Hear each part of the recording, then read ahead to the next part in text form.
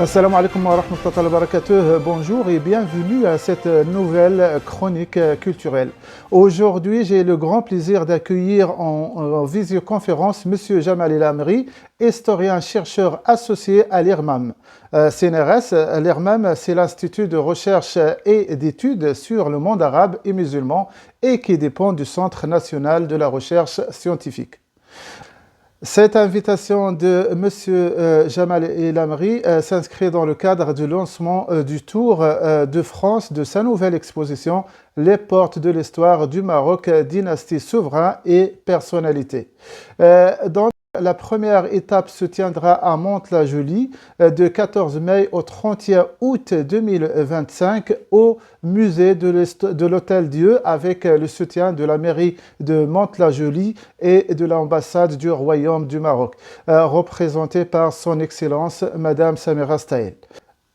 Monsieur Jamal El Amri, bonjour et marhaba bik. Bonjour, salam, c'est Mohamed, merci beaucoup pour votre invitation. Avant de parler de votre actualité de ce mois-ci, permettez-moi, si Jamal, de revenir un instant sur une exposition précédente que vous avez dirigée. Les musulmans dans l'histoire de France, une place singulière, présentée à Nancy de 21 septembre au 5 octobre 2024. Elle a rencontré un véritable succès porté par l'association AVEC et la ville de Nancy. Cette exposition n'est pas passée inaperçue et nous vous proposons de la redécouvrir à travers ce court reportage. Du 21 septembre au 5 octobre 2024, la ville de Nancy a accueilli l'exposition nationale itinérante « Les musulmans dans l'histoire de France, une place singulière » organisée par l'association AVEC en partenariat avec la municipalité. Cette manifestation culturelle, conçue et dirigée par Jamal El Amri, universitaire et islamologue associé à l'Institut catholique de Paris, retrace 13 siècles de présence, d'échanges et de contributions des musulmans à l'histoire de France. Musulmans dans l'histoire de France, une place singulière. Donc je reviens sur 13 siècles d'histoire. Donc voilà, avec plusieurs périodes historiques, période médiévale, moderne, contemporaine, 19e siècle et 20e siècle. Et en même temps, cette grande présence, cette longue présence des musulmans dans l'histoire de France suscite des questions, du débat citoyen. Et cette exposition nous invite à des débats, à des médiations citoyennes. Et elle a une perspective, bien évidemment, c'est de redonner une centralité à une partie méconnue de l'histoire de France. Et je suis très heureux qu'elle soit accueillie ici à la mairie, une maison commune des citoyens français dans leur diversité. Mohamed Ixi, président de l'association AVEC, c'est une association d'éducation populaire pour l'égalité des chances. C'est vraiment une fierté pour l'association d'avoir vraiment la chance d'organiser cet événement, voilà, l'exposition avec aussi l'aide de Mohamed Ghazali.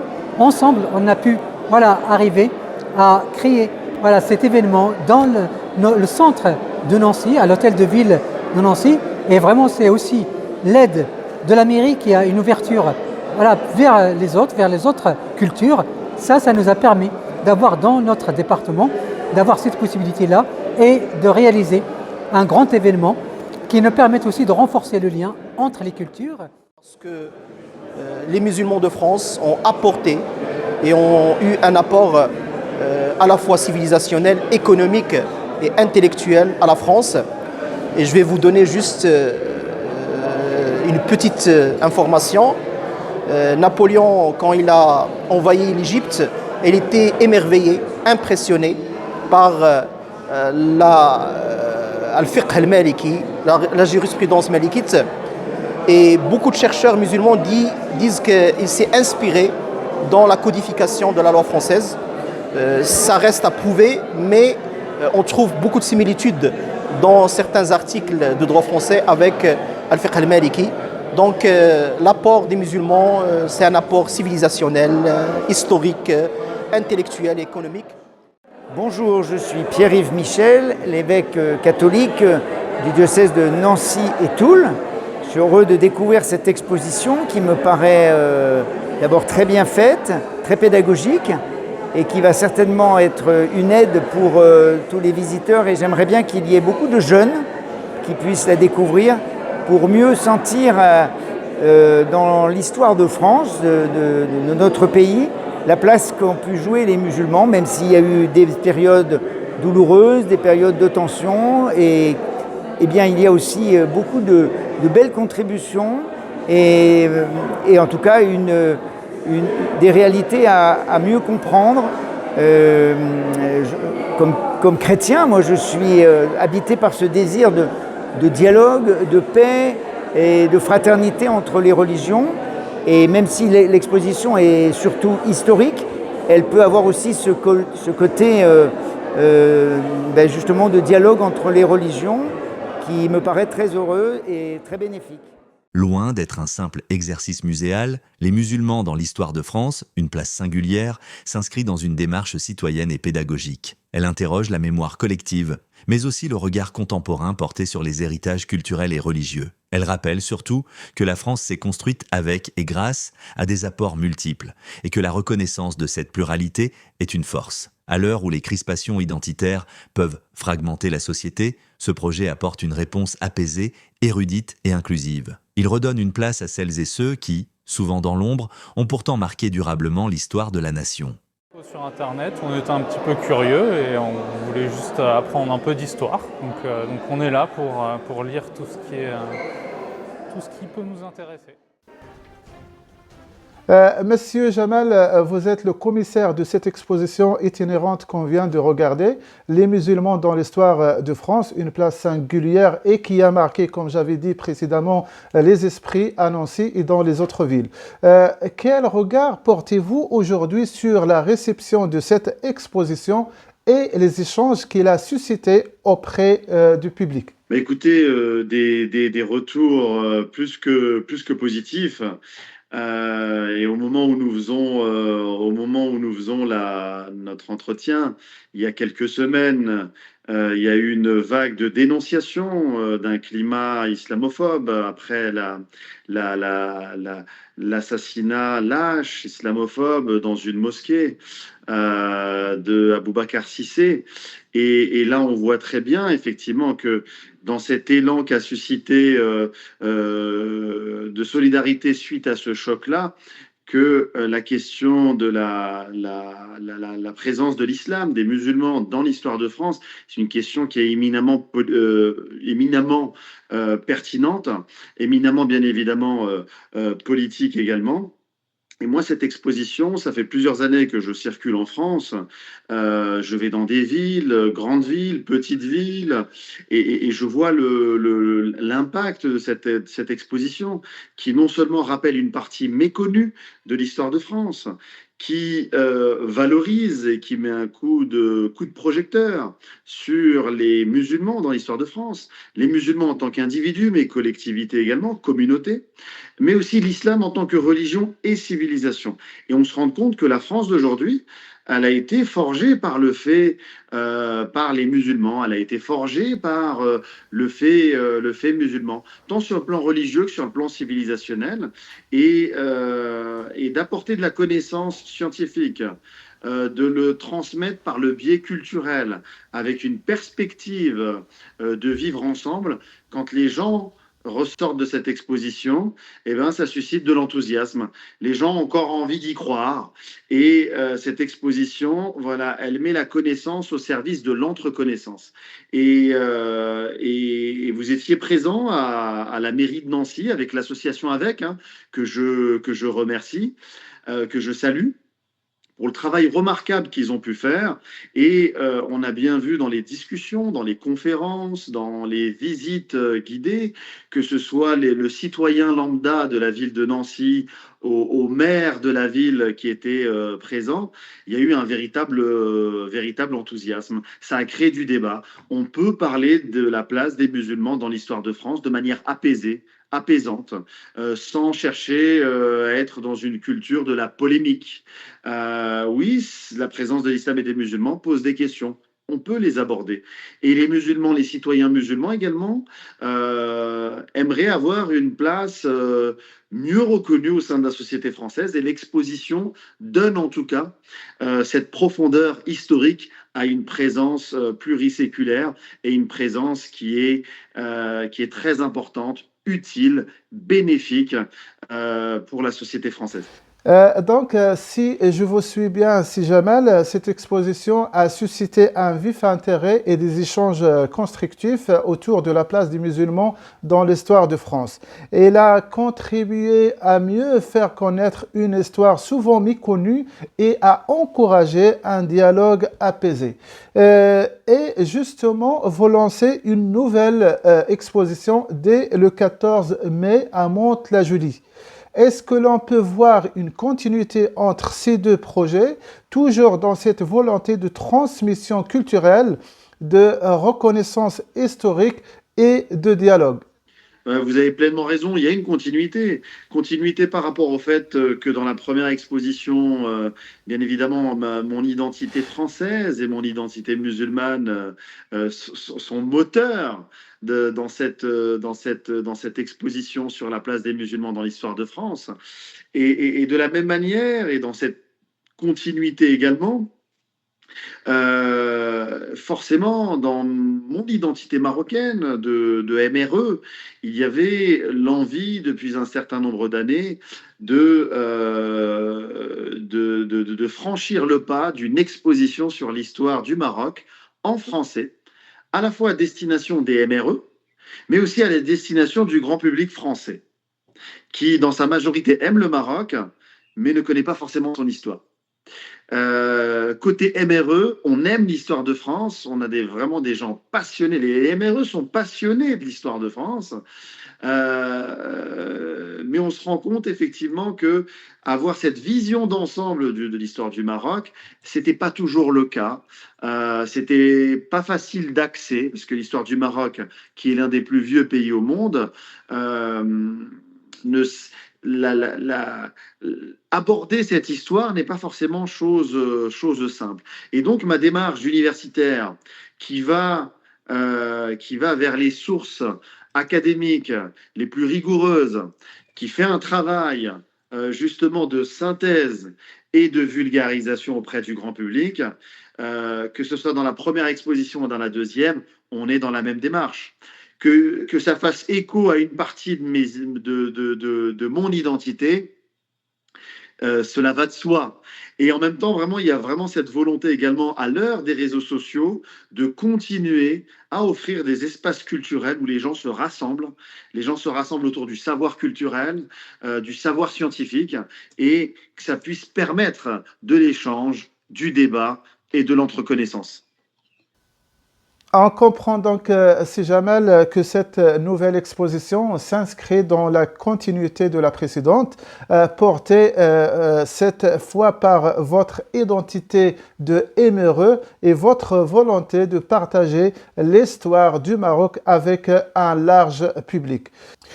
Pouvez-vous nous présenter plus concrètement cette exposition itinérante, les portes de l'histoire du Maroc, dynastie, souverain et personnalité? Quelle est son ambition? Alors, son ambition, je le rappelais, j'ai commencé à le rappeler en introduction. L'objectif, c'est vraiment de faire connaître la longue et riche histoire du Maroc à travers un prisme qui est l'histoire politique, avec les dynasties, donc des Idrissides jusqu'à Sa Majesté le roi Mohammed VI, que Dieu l'assiste, mais en passant par, bien évidemment, les Almoravides, les Almohades, les Mérinides, les Ouattassides, les Sardiens et les Alaouites. Donc, la colonne vertébrale de cette exposition, c'est d'abord une histoire politique. Mon objectif, qui est d'être dans une démocratisation du savoir, c'est de donner des repères clairs sur les dynasties. Ajouté à cela, on a les souverains. Donc, il y a des grands souverains. Chaque dynastie a enfanté des souverains d'une grande classe. On parle souvent des hommes, mais il ne faut pas oublier également les figures féminines qui ont exercé le pouvoir au Maroc et qui sont nombreuses. Et dans cette exposition, nous leur rendons hommage. Et enfin, cette exposition, le troisième pilier de cette exposition, c'est de s'intéresser aux personnalités marocaines. Et des personnalités marocaines, davantage du milieu culturel cette fois-ci. Du milieu scientifique. Voilà, on a des très grands scientifiques.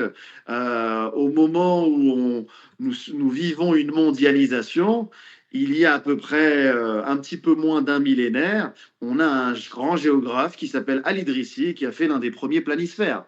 Et c'est un très grand scientifique. Et dans cette exposition, nous mettons en avant ces grands scientifiques.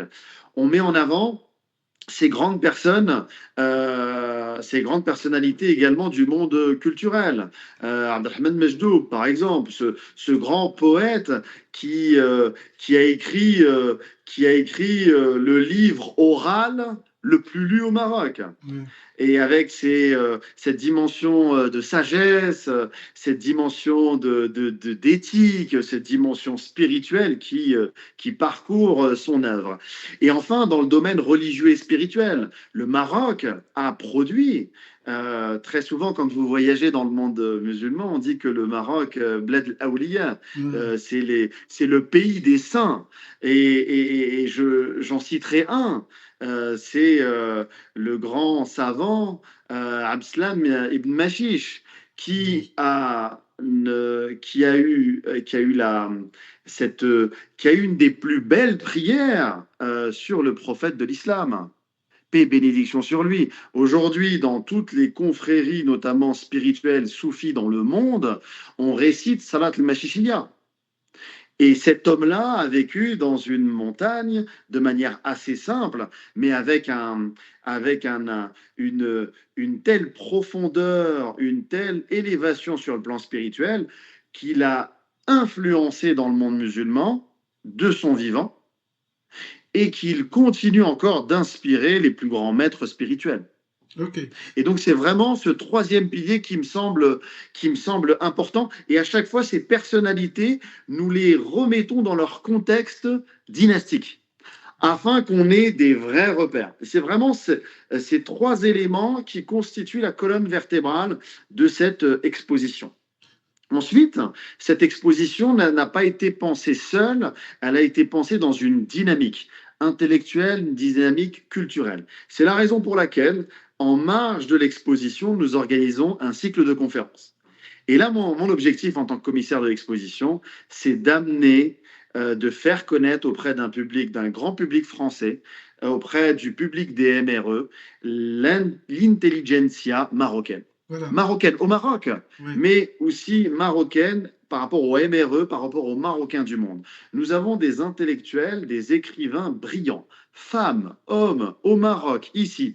Et cette exposition, c'est pas que l'histoire au passé, c'est l'histoire qui est en train de se faire maintenant. Et l'histoire qui est en train de se faire maintenant, c'est avec tous ces écrivains, femmes, hommes, tous ces intellectuels, femmes, hommes, ces universitaires, ces historiens, ces historiennes. Et j'en profite également pour remercier deux personnes qui aiment l'histoire du Maroc, qui sont des historiens que j'apprécie énormément, tant sur le plan scientifique que sur le plan humain. Je pense à Mohamed Kenbib également, de l'Académie du Royaume du Maroc, à qui j'ai présenté le projet et qui m'a tout de suite soutenu dans ce projet-là. Et vraiment, j'aimerais lui rendre hommage, comme j'aimerais rendre hommage également à l'historienne Mouna Hachem, qui fait un travail de vulgarisation, de transmission extraordinaire sur le site Le 360. Et parmi tous ces gens qui m'ont inspiré, qui m'ont encouragé, j'ai voulu citer ces deux personnes-là. Et dans le cadre de ces expositions, je veux mettre en avant des personnes comme Mohamed Kenbib, comme Mouna Hachem. Et troisième et dernier point, c'est bien évidemment cette dimension culturelle. Alors c'est vrai qu'il y a beaucoup de choses qui s'organisent en France sur la culture marocaine, beaucoup de choses qui s'organisent sur le volet économique, la coopération internationale. Nos réunions sont très festives parce que le peuple marocain est un peuple festif, un peuple équilibré qui sait allier tradition et modernité. Mais de mon point de vue, il y avait peut-être également la nécessité d'y ajouter également de la conférence, de la nourriture intellectuelle et spirituelle. Nous avons une grande gastronomie qui est connue, reconnue dans le monde, une cuisine qui est l'une des plus réputées dans le monde, mais nous avons également une gastronomie intellectuelle et culturelle que je souhaite mettre en avant. Et donc, cet héritage de la musique andalouse, par exemple, à la fois en Andalousie, mais au Maroc, ces écoles des musiques andalouses, je souhaite également qu'à travers des événements culturels, que l'on puisse valoriser, que l'on puisse mettre en lien des maîtres de la musique andalouse marocaine avec cette jeunesse des MRE. C'est très important de continuer à inspirer avec un art qui est à la fois autant artistique que spirituel. Et cette dimension-là, voilà, c'est comme ça que j'ai pensé cette exposition. Et pour le moment, je dois remercier Dieu. Alhamdoulilah, les choses se passent bien. Si j'ai bien compris, si Jamal, cette exposition immersive et pédagogique va mêler, Inch'Allah, des portraits, des vidéos, des cartes interactives et documents historiques pour valoriser l'histoire du Maroc, sa richesse culturelle et spirituelle, ainsi que le rôle central de la dynastie alawite et de Sa Majesté le roi Mohamed VI. Vous avez évoqué les Marocains résidant à l'étranger. Et vous avez mentionné à tel point ils sont passionnés par l'histoire du Maroc, mais j'aimerais maintenant leur consacrer une question un peu spécifique. Pourquoi ciblez-vous particulièrement les MRE, les Marocains résidant à l'étranger? Mon cher Mohamed, parce que moi je suis MRE. Mon histoire familiale me ramène à Meknès.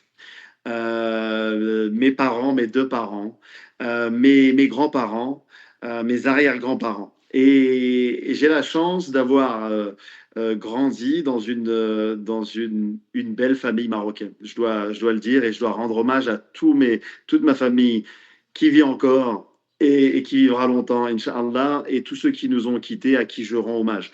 Moi, depuis tout petit, en tant qu'historien, l'historien, il l'est d'abord par vocation. Donc, il pose plein de petites questions à son grand-père quand il a 7-8 ans sur l'origine de la famille, l'origine du village, d'où est-ce qu'on vient, etc., etc.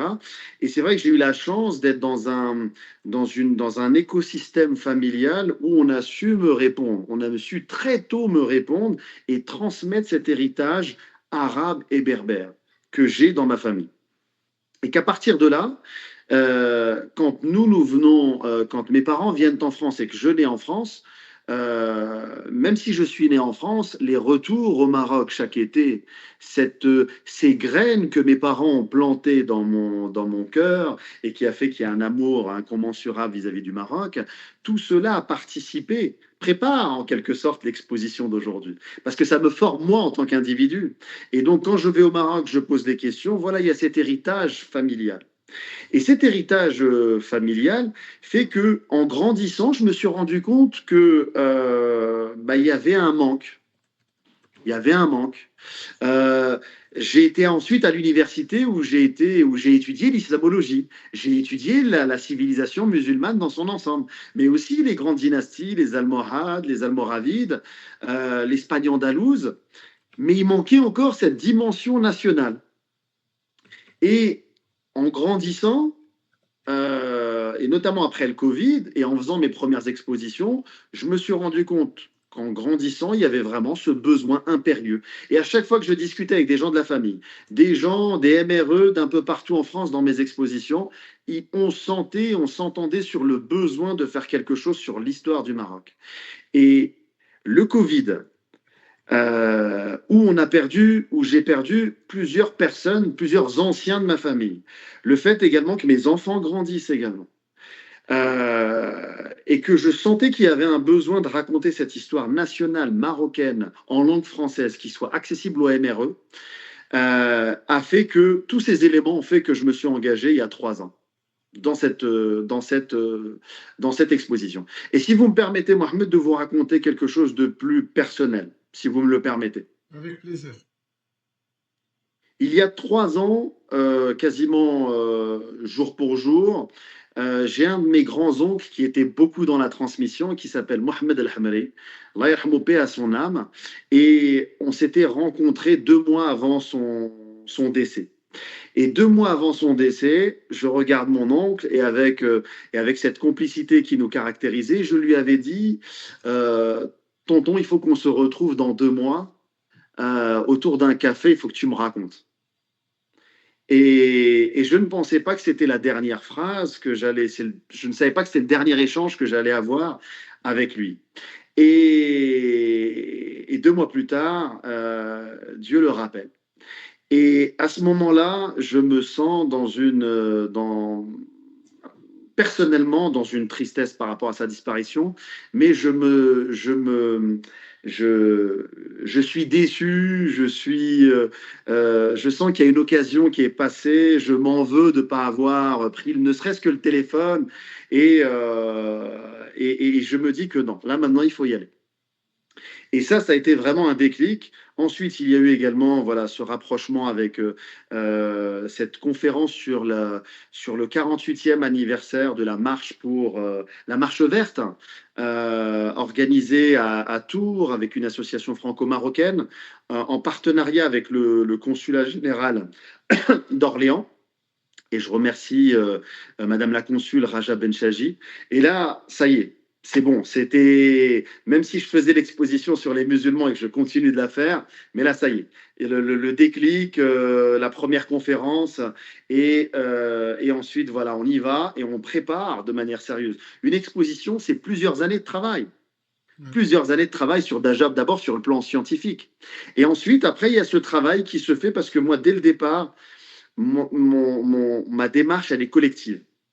Ma démarche, c'est de dire, nous avons des consuls de qualité. Nous avons une ambassade qui fait un vrai travail. Nous avons des associations franco-marocaines qui sont sur le terrain. Nous avons une communauté de MRE qui est très réceptive sur les projets ambitieux, comme ils disent, qui élèvent le niveau.